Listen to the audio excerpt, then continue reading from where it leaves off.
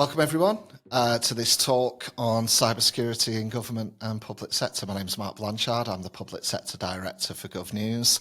And so far in this series of fireside chats, we've been speaking to various Bytes strategic partners and vendors on solutions and the cyber assessment framework. But today I'm delighted to be joined by three specialists from Bytes in the cyber division. And it's very much in today's digitally connected world, government organisations are constantly facing a growing number of cyber threats. And to safeguard data and critical infrastructure, it's essential to adopt robust cybersecurity measures. And these talks have been designed to provide listeners an understanding of cyber assessment framework and equip organisations with the knowledge and the skills to effectively assess and enhance their strategies and solutions moving forward. So today I'm delighted to be joined by Jamal Lawrence. Jamal is a cybersecurity evangelist and joined Bytes in September 2022 after previously having over 7 years experience in technology sales. But his background's very much in network infrastructure, cybersecurity, automation, DevOps and DevSecOps. So Jamal, great to have you with us today. Thank you. Joining Jamal, we have Ellen Hallam. Ellen is the Senior Cyber Threat Intelligence Analyst at Bytes and joined fairly recently in June 2023 and is currently building Bytes' cyber threat intelligence capabilities. She spent 4 years working for government before joining Bytes, actually as a Senior Intelligence Analyst on the Organised Crime team within HMRC, and has worked on a variety of areas across a variety of roles, including analysing covert intelligence. Ellen is also a corporal, I believe, in the Intelligence Corps Army Reserves. So I'm not sure to welcome you or salute you, but as a very strong background, a very strong background in military intelligence. So great to have you with us, Ellen. Thank you. And our third panelist is David Bacon.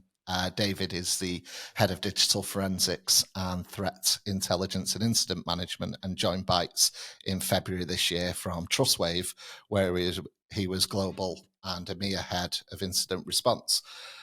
Before this work, he had various roles as head of incident response within DXC, HPE, HP, as well as EMEA across IBM, and for Guidance Software, who produced the in-case forensic software, where he was EMEA Director of Professional Services. I believe David was formerly the Director of Digital Investigation Services as well within Kinetic, which is, for those who aren't aware, the former Defence Evaluation and Research Agency. And in that role undertook research into aspects of cyber threat and information warfare, whilst overseeing the delivery of their advanced intruder testing services. And indeed, in prior to that, a very impressive CV here, David, going back as a detective within the computer crime unit at New Scotland Yard Company Fraud Squad at the Met Police. So great to have you with us and welcome all three of you. Thank you. Thank you very much. Thank you. So as I was saying, these talks have very much been thus far hearing from the vendors themselves, seeing how their solutions kind of fit in as Bytes as an agnostic partner to the public sector on cyber. In what areas are you able to support public sector moving forward with their cyber needs? Who wants to get us started? Yeah, I don't mind. So there's been quite a well volunteered, Jamal. Go on. Yeah, no worries. There's been quite a bit of a talk track around what we can do to make sure that security posture and strategy across public sector is actually taken a little bit more seriously. And one of the ways that's actually being looked at is being around sort of the emergence of the CAF frameworks as well.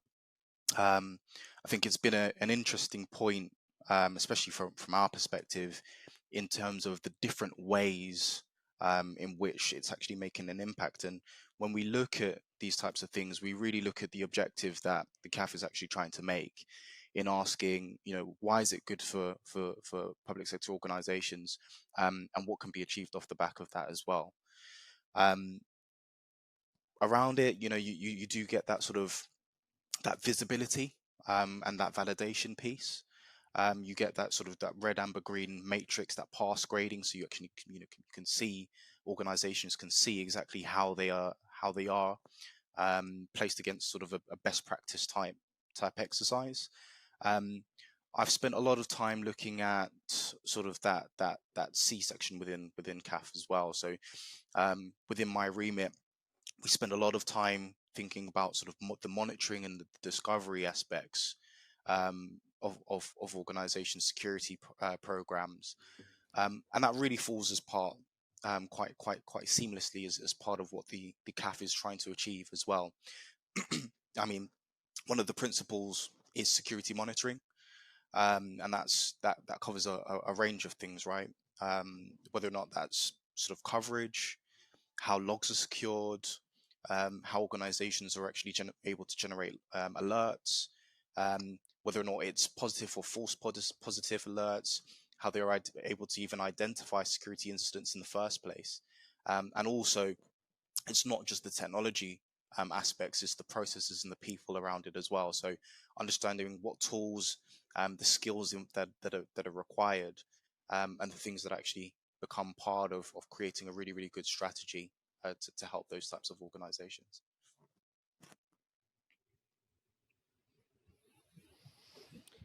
Does anyone want to? Yeah, sorry, I was just Ellen? going to jump in there. Yeah, just some really good points there, Jamal, and I completely agree. And the main thing that came to mind for me there was, you look at the government, and then if you look at all the threat actors that I'll come on to talk about later on, but which threat actor is not actually targeting the government? I'd argue, the government is like the number one target. And I'm not just talking about UK government, every government, US, Russia, China, because obviously if you look at them, they have all the information about everybody in the country. They have economic, like the financials, all those details. They have, details about things like nuclear warheads, so they basically got access to loads of different threats to other countries, as well as to our preventatives. The whole kind of walk quietly, carry a big stick kind of thing for us. So I'd argue that the government is the biggest target out there, and they're trying to defend against loads of different threats. So like Jamal's saying, the government really needs to be thinking about what are the future threats and trends. What can we do about them? What are the best technologies to use? How do we actually not use like 100 different technologies? How do we shorten it down? And then I'll bring up AI. How do we take advantage of AI and the future of technology? David, from your side, the I CAF framework. So I look at it, looking at the CAF framework, Part D, in terms of how Bytes can help and what's gone before. Technology changes, environments change, the way we look at data changes, the way we store data, hold data, and try and protect data. Obviously, it will evolve with technology over time.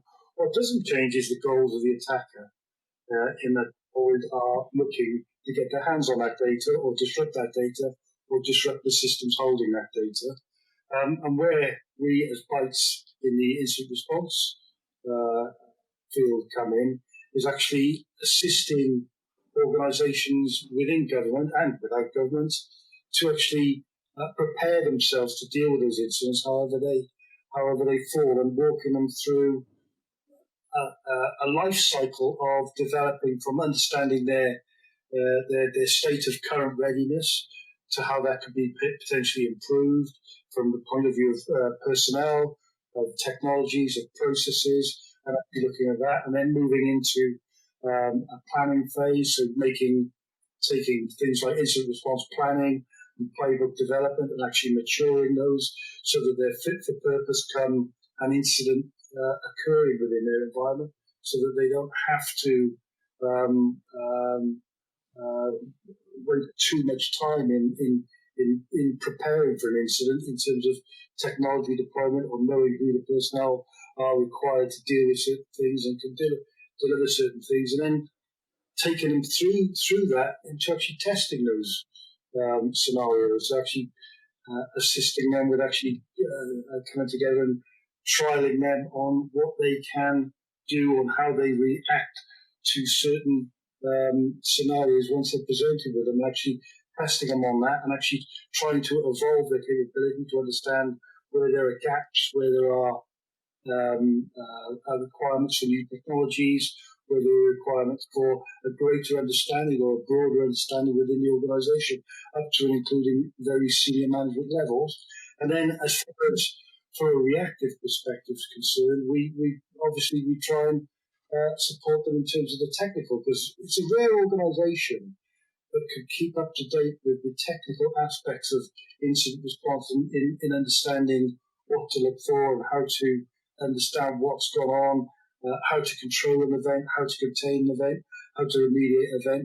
And those kinds of things are really kept in-house and up to date simply because, fortunately, organisations aren't confronted with those things on a daily basis. And therefore, Bytes, through technical incident responders and managers, are able to support those initiatives within an organisation should an incident occur. Mm.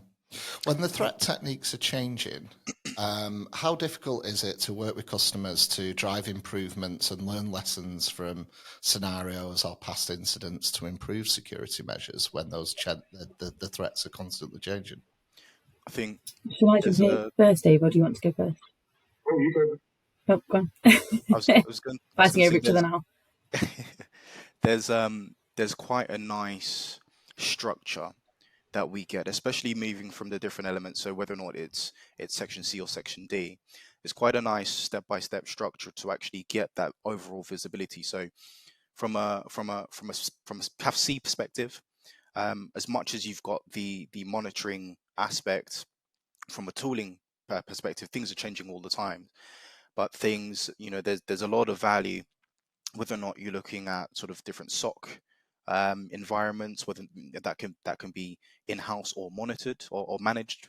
Sorry, you can really take advantage of your SIMs, your XDRs, and different toolings as such, and then also having that discovery piece as well. Whether or not you're using tooling like UEBA, or it's really understanding what those abnormalities for attack detection really are, in terms of getting those alerts and understanding what those threat vectors are, and then providing a level of proactive attacks discovery as well. And that really does then lead on to Ellen and Dave's point in regards to being then able to implement a really effective incident response strategy moving forwards as well. If you don't get that discovery piece correct, then it really does limit your ability to provide holistic security across your environments, and that's going to be absolutely key for governments, and especially now and in the near future as well.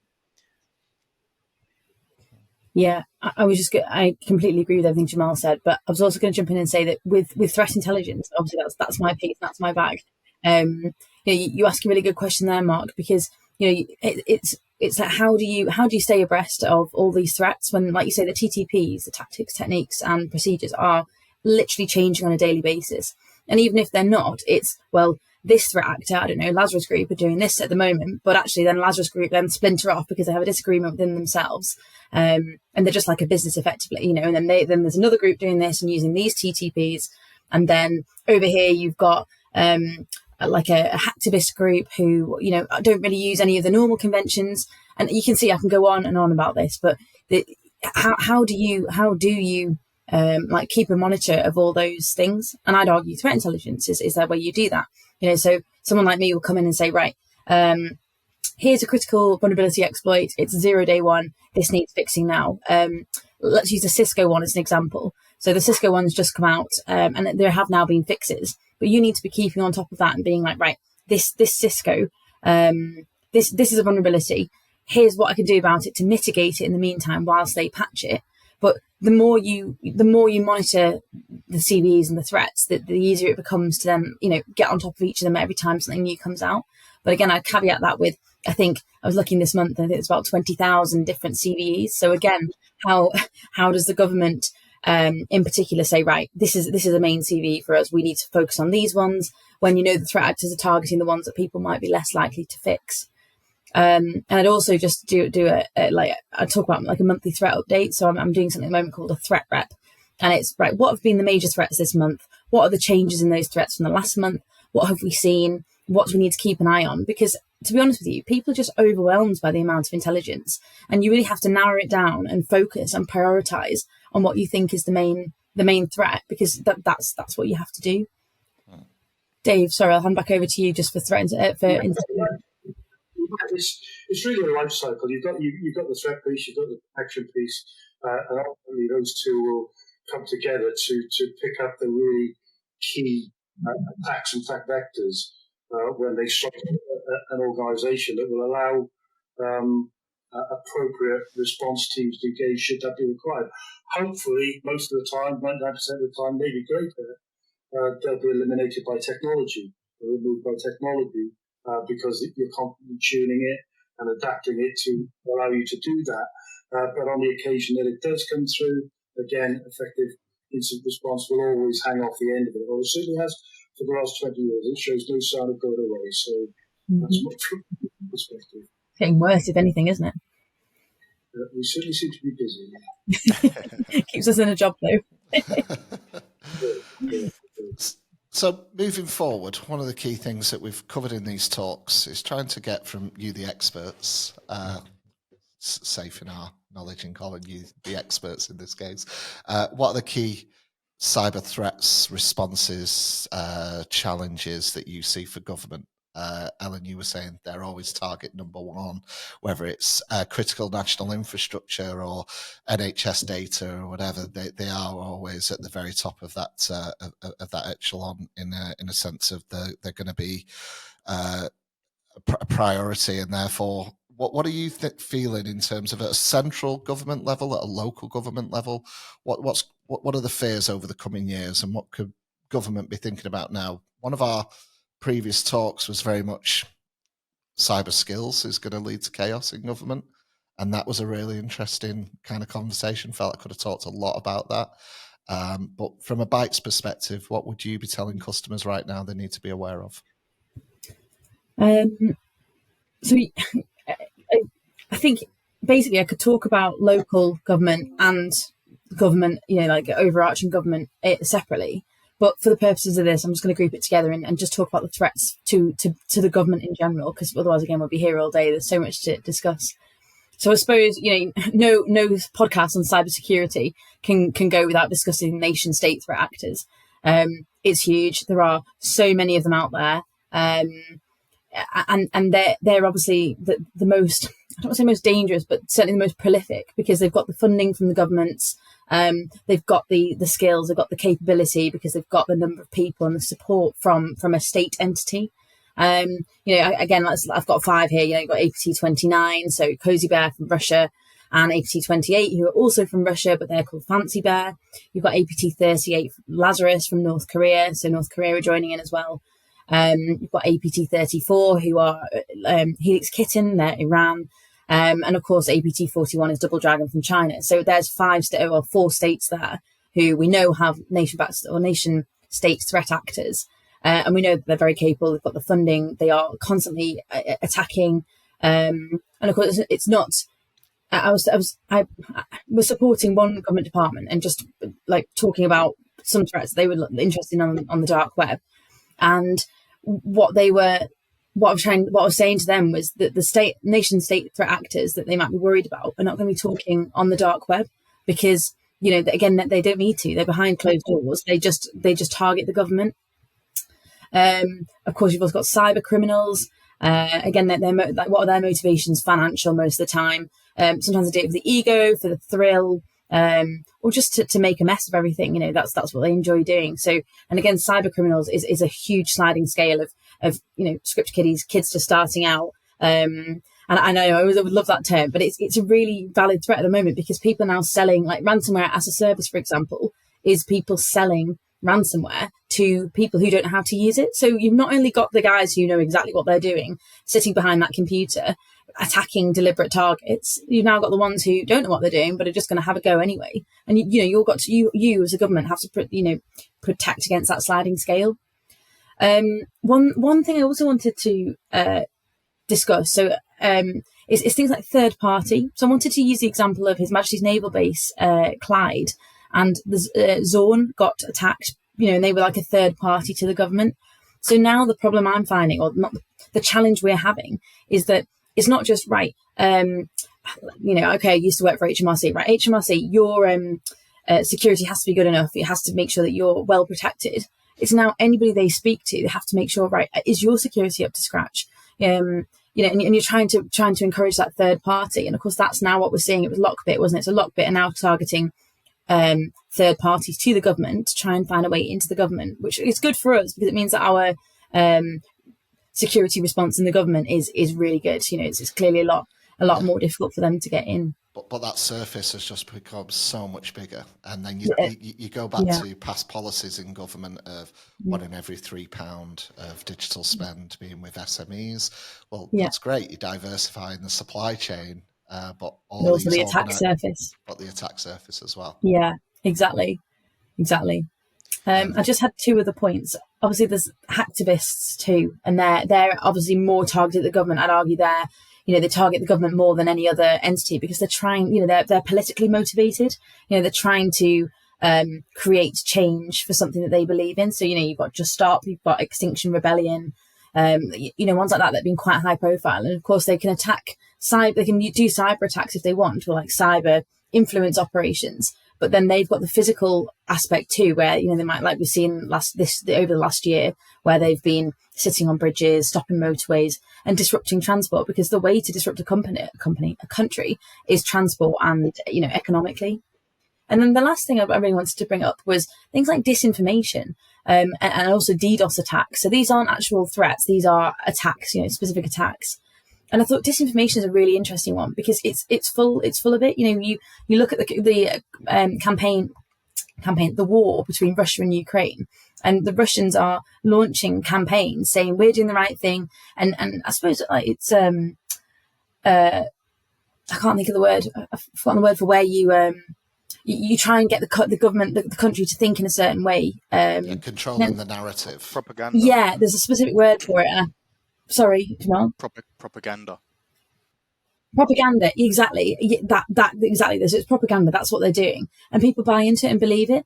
And it's really, again, more another example is the war again between Israel and Gaza, or I'm not sure you can call it a war yet, but certainly the dispute. And there was an example where there's a rocket's been fired, and it's blown up a hospital. It's damaged a hospital and caused like a couple of 100 deaths, kind of thing. And each side is using disinformation to blame the other side. So who do you believe? And of course, this is the other big problem in CTI, cyber threat intelligence, is how do you narrow down what the truth is and what's important? And the last point I was going to make was the DDoS attacks. So distributed denial of service is actually capable of bringing down a system. And we've seen it happen with us with the Labour vote in the UK. But again, recently, the fact I've got is that Israel over the last week, Israel in a week suffered 143 DDoS attacks on various governments, elements, as well as just Israeli-owned companies, because that's how the opposition know that they can bring them down. So I'll leave it there. I'm sorry, I get very passionate about this. I really enjoy it, but there's so many threats and so much to consider. Dave, Jamal, I think the misinformation is such a scary thing as well, and how you can control that. And especially as organisations, friendly or otherwise, are using AI more in that now as well. It leaves countries open to serious vulnerabilities. And that's not. AI is interesting with phishing. I didn't even mention phishing, but phishing's a huge one as well that relies on social engineering. And now it's not just they used to be written in you could tell that you could tell that the emails were from somebody who maybe wasn't native to the UK and had spelling mistakes. Whereas now with AI, go on ChatGPT and I'll write you a phishing email. So you've got that to contend with too. Yeah, I think those are some really, really strong points in regards to the direction of what we're facing. That disinformation piece, especially, is we're living in an era where images, audio, and video can all be duped. So within an organization, especially with that social engineering aspect of things, it's really how can we trust, even within our own organizations, that the information that's been given, the requests that are being passed across, are actually valid. you know, and that's something that we're finding answers for on a daily basis. I think also as part of this overall conversation as well, you know, one of Ellen's earlier points was the fact that government as a whole, whether or not it be central or local government, because of the nature of the types of data that they have as part of those organizations, they're seen as a priority in terms of attack, and they may be attacked in slightly different ways. But I think it's also important to understand the types of attacks that we're seeing are not going to be different for government organizations as they would be across any other different industry as well, whether it be public sector or not. And so that gives us somewhat of a good platform to stand on, because from a threat perspective, we're not looking at things that are severely different. And we know that if we are able to provide, you know, really, really strong policies, people that are absolutely essential in terms of that security awareness piece, and you know, backed up by a strong technology-led or technology based security strategy as well. You know, there are really strong positives in terms of addressing some of these challenges that government organizations are going to be facing. And also some of the things that, you know, they've been facing for a while haven't changed. There's still a limitation in terms of funding. There's still a shortage in terms of skills gaps. And although these are conversations that we've been having for a while, it doesn't negate the fact that they still exist and still present a bit of a challenge in terms of improving overall, you know, security posture, and also the decisions that are being made at a government level in terms of making sure that everything's safe.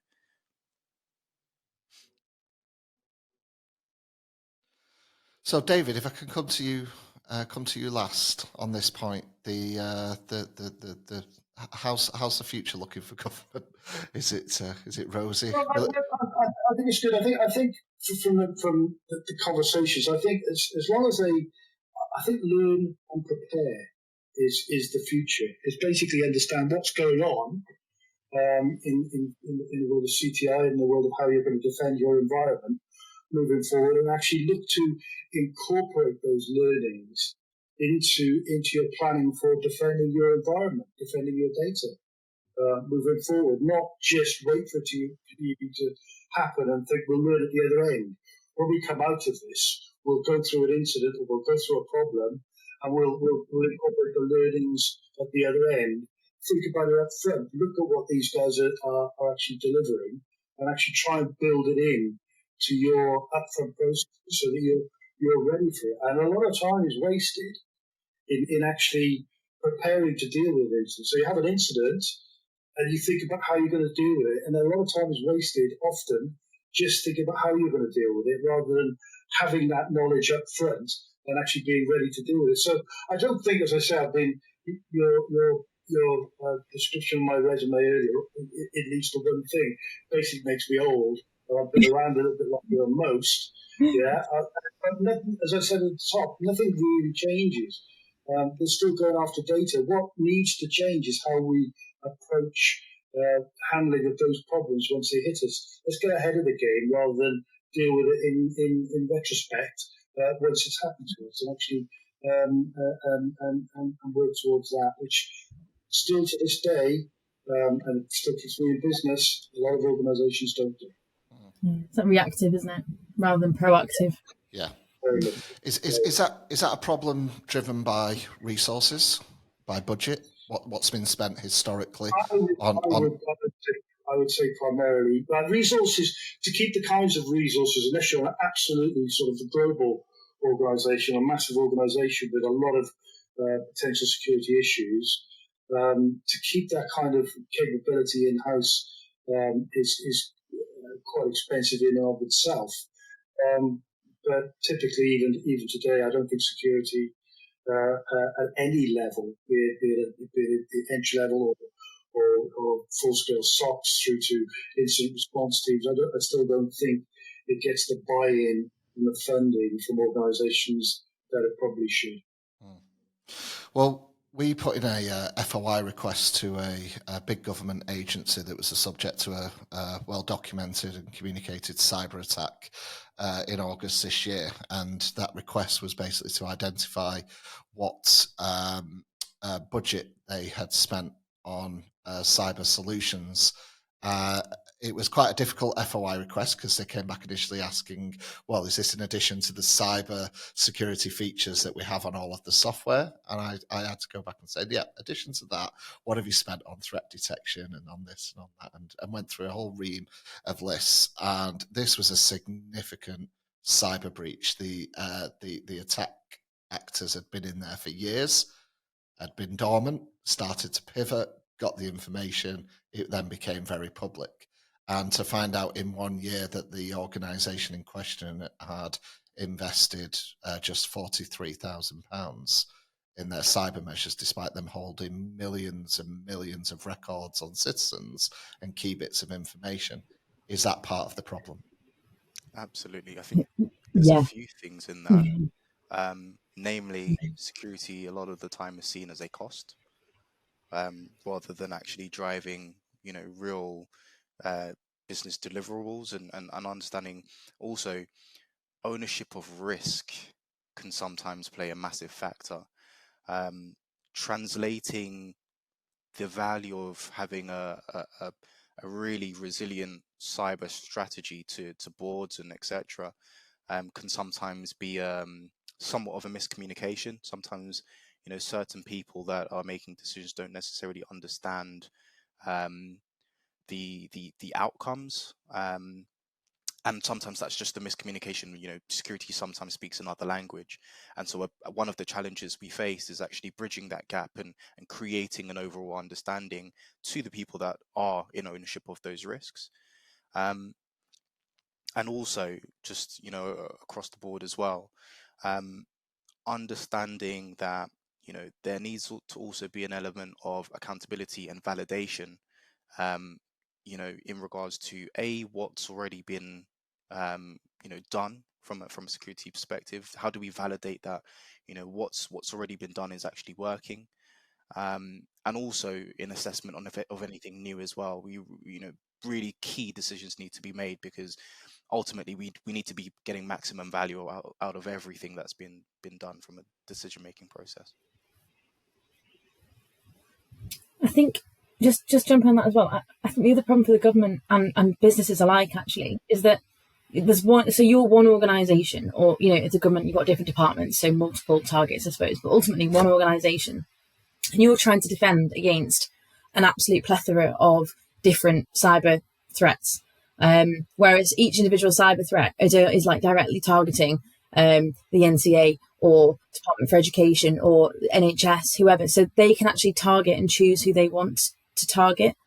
So that's the other problem, that you just, I think the one certainty I'd argue, and I tell customers, is you will get hit by a cyber attack at some point. I'm doing a threat assessment for Bytes at the moment, and I'm telling them we will get hit by a cyber attack. It's an inevitability. Either it'll be a small one that we prevent, or it'll be a massive scale one that we can't prevent. So then I guess the next thing is, well, if that happens, what do we do to mitigate and prevent it? Where are our cyber policies secured? Where's our instant response secured? What are we going to do? What would you do? So I guess that's how we need to think of, it's inevitable. What do we do when it happens? It's not if, it's when. Yeah. Okay. These guys are so clever, so good. Well, it's been really insightful. I do very much appreciate you spending the time and talking to me. So Jamal Lawrence, Ellen Hallam and David Bacon from the Bytes cyber team, thank you very much for talking to me today. Thank you for having me. Thank you.